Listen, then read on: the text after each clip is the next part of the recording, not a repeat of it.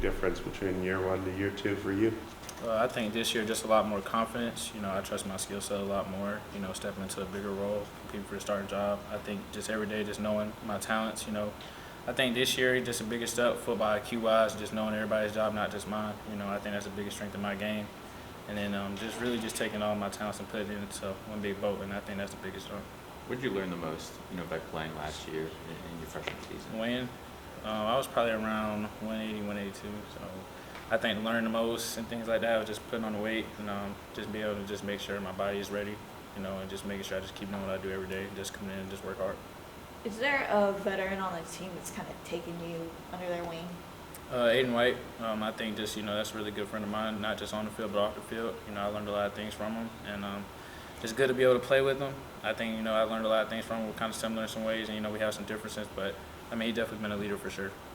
Was there a time where, between Aiden and Shaheem, they were going through their processes? Did you kind of think for yourself, like, oh, I better be ready to roll now?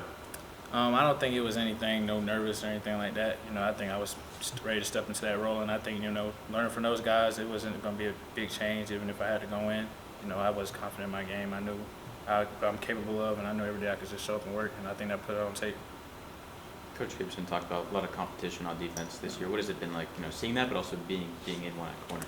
I think, it's been really good. It kind of brings the best out of everybody. Every day you just don't want to come in and have a bad day. You want to come in and put your best thing on tape, and I think that's what he speaks of. And, if you don't play his brand of football, then you don't want to play here. So I think that's a big thing, just playing our brand of football.